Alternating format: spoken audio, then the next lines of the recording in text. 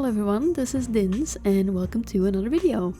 In my most recent video, if you saw that one that I posted a short while ago, hey, I'm improving on the upload schedule front, look at me. In the most recent video I talked to you guys about my first ever homebrew campaign that I'm still super duper excited about, by drawing the player characters and telling you all some of their shenanigans that they've gotten up to. And in response to that, a lot of people let me know that they really enjoyed the stories and that they really enjoyed seeing the drawing come together and all of that. So I decided, you know, what better excuse to be super self-indulgent and draw more D&D related content. So that is exactly what I'm bringing to you today. I figured I'd ramble a little bit more about this crazy campaign, and this time I will be drawing 5 NPCs for you guys. Before we get started though, I usually try and talk at least a little bit about the technique that I used when I'm doing an art video like this, but in this case, because it is quite literally the same kind of technique as I did in the last video, I'm just gonna refer you to that one if that is something that you are curious about, beyond what you can see me do in the speed paint. So that should be a link in the description or in the card if I figure out how to do that. Please do check that out if you are interested in learning a little bit more about what I'm actually doing. But otherwise, I'm just gonna jump right in and start talking about the characters. If you have any questions, please do leave them below. I am more than happy to talk about any aspect of the art that I'm doing. Yeah. So before we get started, there's 2 small pieces of world building that I should probably tell you about up front, because they are relevant to multiple of these characters. The first is that the primary religion in the World of the Wandering Isle is kind of a dualistic belief. On one hand, the divine god of the sun and of light, known as Soliman, and on the other hand, the arcane god of the void and of the moon and stuff like that, known as Lunaire. So one is obviously the patron of clerics and paladins and such, and the other of wizards, sorcerers, bards, druids even. Normally these 2 forces are very much in balance, but currently in the story that is very much not the case, because of the second piece of important world building, namely that the country, or like the peninsula that the campaign takes place in, is currently on the brink of war with a neighboring country. A country led by a very powerful magical elite that once attacked them 50 years ago in a very brutal war that was really only won because of kind of magical counter-offensive of their own that proved very effective at the time, but it was so destructive that it reduced much of the surrounding area and farmland to this toxic, swampy wasteland. So naturally magic is very much respected on one hand, but also feared and distrusted. So as the current king is building his armada, he is drafting all mages on the continent to his side to fight for him, partially out of like magical nuclear deterrence, I guess, but also just to keep them in his sides because he does not trust them at all. So because of this, both player characters and NPCs alike that have magical gifts in this world have to be kind of cautious about showing off their powers in public, which is not always a given in a party this flamboyant. So yeah, with that bit of information out of the way, let's finally jump into discussing the characters.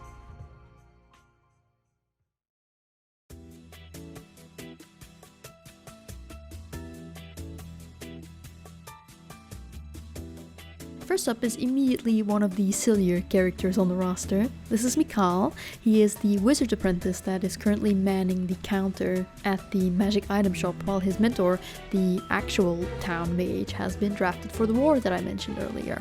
Mikal was kind of allowed to stay behind because being just an apprentice, his abilities weren't really notable enough to be either an asset or a potential threat to the kingdom. So he gets to stay, but of course the party has since found out that being an elf, he is a lot older than he looks and a lot more experienced. So it is actually him that is the true genius inventor behind most of the shop's inventory, especially the more kooky and eclectic ones. And he just kind of tragically perhaps has to play dumb to survive and fly under the radar under the current regime. Mikal is a little anxious, a little excitable.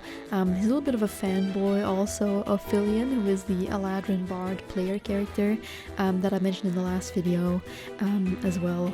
But above all, he is a true salesman who is always trying to pawn off his latest crazy inventions whenever someone enters the shop.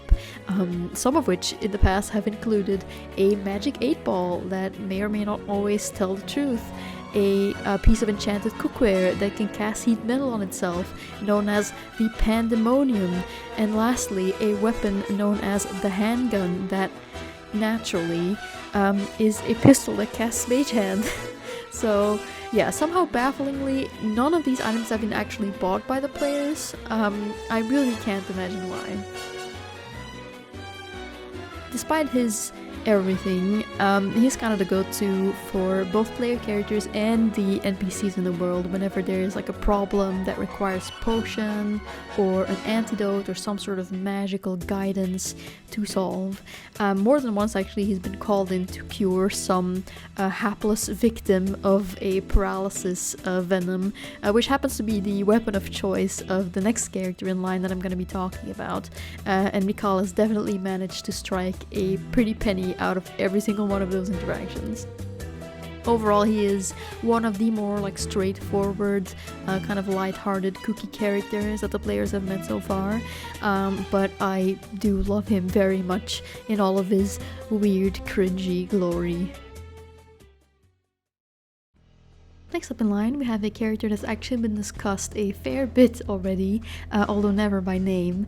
This is Simeon, also known as the Slasher of Sashari, and he is the hitman slash serial killer that has plagued and amused the party in equal measure so far, and that I mentioned more than a few times in the first video. Simeon is very confident, resourceful, charming, but he's also very dangerous and very good at what he does. He's also a very complex character, morally at least. Simeon was a slave during his childhood, and he managed to escape that situation only by poisoning the entire household, killing his former masters in the process. So his bias against slavers is one that he maintains pretty much to this day. Nowadays he's basically a hitman that kills for both fun and profit, although the fact that he focuses on the worst of society and tries to avoid hurting the innocent is a piece of nuance that is usually not included in his bad reputation. Simeon was a prisoner on the same bandit convoy that the players woke up on in the beginning of the campaign, and his cell caught on fire during a fight with some devils, including the one that's gonna come up later in this very video, so they decided to do the merciful thing and free him before he could burn to a crisp. But of course, whether or not that was a good decision remains to be seen. Most of his interactions with the party so far have involved like playful ribbing and threats, but it did kind of incur like the full-on wrath of Eldrin, in particular the sorcerer, when one of his marks as a hitman turned out to be the charming bandit captain Satya that Eldrin fell in love with. So things turned pretty personal pretty quick there. Meanwhile, Simeon developed kind of a bond of mutual respect with Filion, who is the bard of the party, which quickly escalated into this bizarre mutual crush that's honestly kind of hilarious, but of course it does bring a fair bit of tension with it. As a hitman, Simeon primarily uses poisons to either knock out or paralyze people that are blocking his way, essentially. But he also has a very important bit of magic at his disposal in the form of kind of a customized masquerade tattoo that he has on his arm that's not visible in this picture, but it lets him alter his appearance at will several times a day, to the point where his female alter ego, known as Simone, is actually his primary cover that he uses to slip in and out of places kind of undetected. So on a gender level, he is surprisingly fluid for someone who comes across so alpha male in his behavior. As far as the party knows, Simeon managed to evade both Eldrin and the authorities and escape the city up north. But of course, whether or not he's truly out of their hair or not remains to be seen.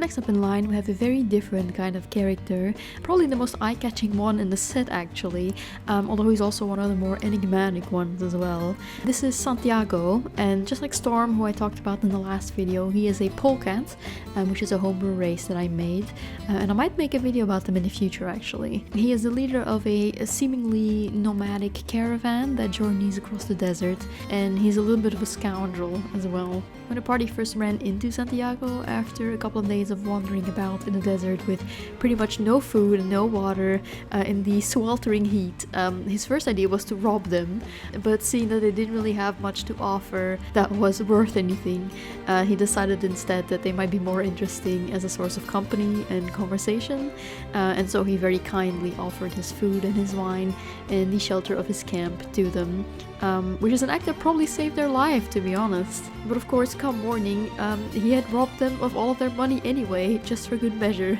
But he did leave them with a little bit of breakfast on a little silk handkerchief lying on the sand, so it's something. Santiago is very jovial, he's a smooth talker, he's a lover of the arts, he really enjoys a good story, which is why he heard out the party about their adventure so far, although he's not really very willing to share any of his own. One of the more eye-catching aspects of him as a character is his very visible physical injuries.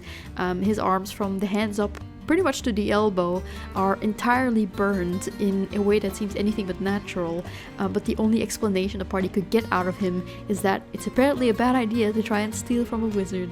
He is in some ways kind of a whimsical character. For example, he carries around a modified alchemy jug that in some ways is the key to his group surviving in the desert, but at the same time it produces things like champagne, tea and lobster bisque. Not really the kind of things you'd think of when you think survival mode. He's very much a larger-than-life kind of guy, but at the same time he's actually really hard to read as well, and it's hard to tell what his deal really is, which is why he's one of the more mysterious characters in this lineup. In a recent session, it came to light that he may or may not be an ally to Ezra's family, who is the shifter ranger of the party that I talked about in the previous video, and then it may or may not have been Santiago who smuggled their mother to safety after it was unveiled that she was a spy, which would make him very much guilty of treason, but also potentially a serious ally. So far it's not entirely clear whether the party will run into him again or not, and if they do, whether he really will be an ally or not, but one thing's for sure, they have definitely not heard the last of him.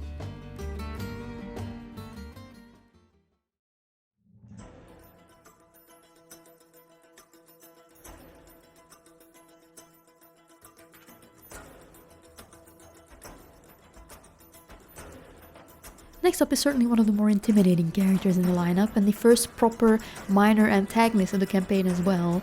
This is the cambion known as Virgil.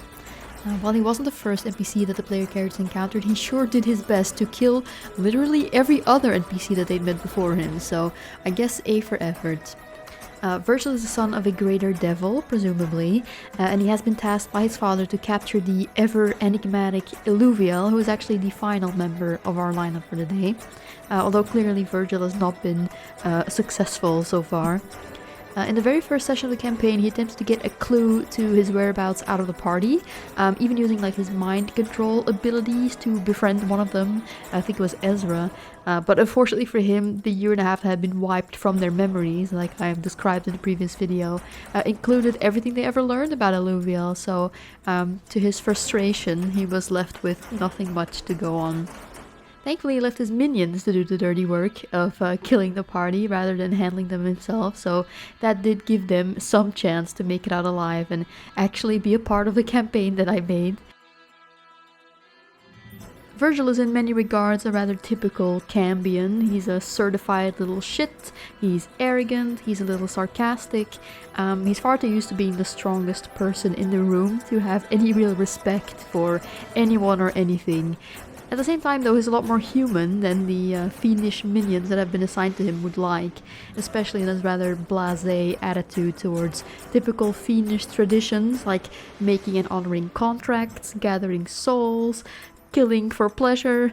As a matter of fact, he doesn't really seem to be particularly interested in any of that, going so far as to actively break contracts that he's made whenever it's convenient for him.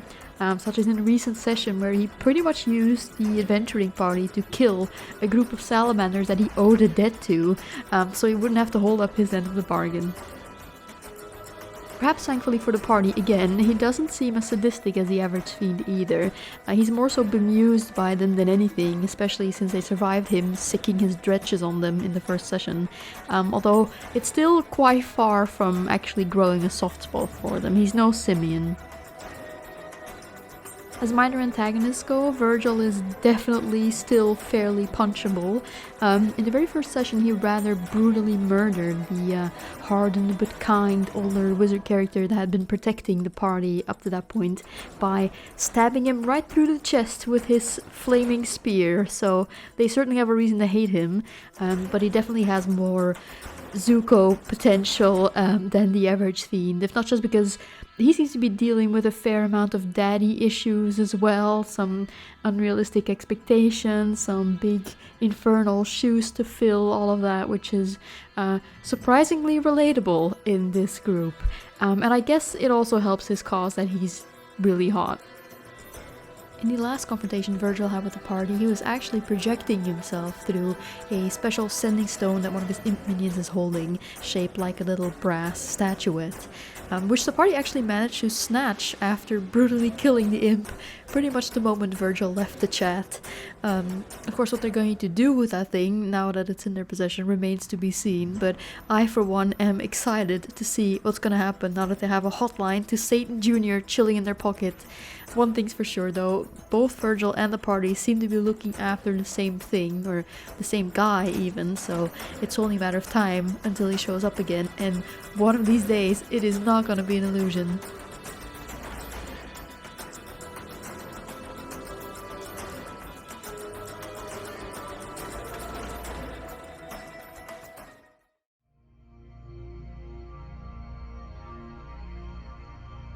Last but certainly not least, hell, quite literally the opposite actually, we have the specialist boy, the one this entire campaign pretty much revolves around, the twink that started it all and will presumably end it as well, the tall, the dark, the handsome Eluviel. Well, not that tall actually, but you know what I mean. He is of course the person that Virgil is hunting, presumably the person that took the memories of our party of adventurers, and therefore their goal in the attempt to retrieve them. All they've really seen of him since the start of the campaign has been his writing, addressed to the friendly, older wizard character that found the party in the desert, begging him to please put them on a ship and bring them as far away from this godforsaken continent as possible. But of course they wouldn't be adventurers if they did what they were told, so they are going straight for the place where Luviel told the guy to meet him after the deed was done, and so begins a journey across the entire continent to find Eluviel.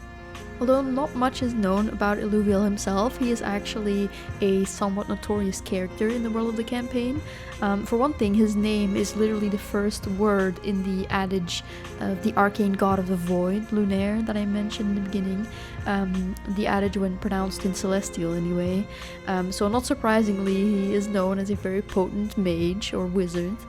So potent in fact that he's also known as a veteran and a war hero in the conflict that I also mentioned in the introduction. The conflict that made magic such a feared and respected thing in the world of the Wandering Isle.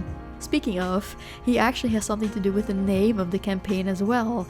When the party woke up after a year and a half, the year and a half that they could no longer remember, they found that in the time that they were away, some rather bizarre supernatural events had been occurring. Events taking the form of mysterious landmass appearing and disappearing in random locations all across the continent and seemingly even all across the plains, taking some unintended stragglers with them from time to time, causing no small amount of chaos, such as in the beginning of the campaign when a large amount of little fire elementals was set loose in the desert. What little they remember of Eluviel from their occasional flashbacks where they seem to be traveling with him actually, seem to point rather directly at him being involved in all of these shenanigans.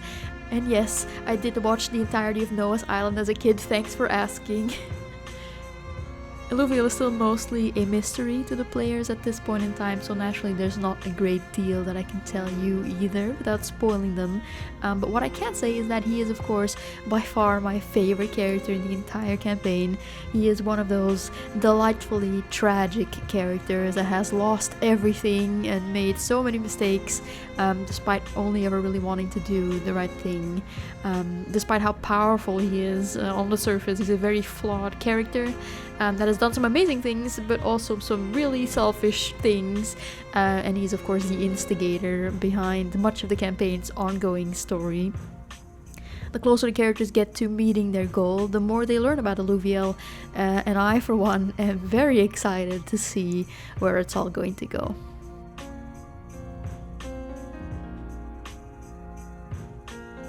And with that, I have reached the end of this video. I would like to thank you all so much for watching the whole way through. If you enjoyed it, please give it a like and consider subscribing so you'll always know when I next upload something.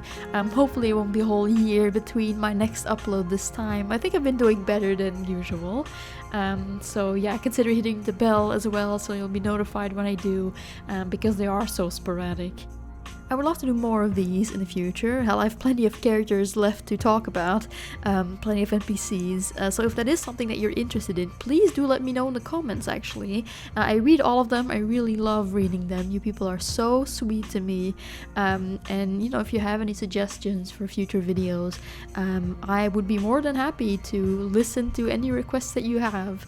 Until then, I just want to thank the patrons that support me on Patreon and that made this video possible, who you should be seeing on the screen right now.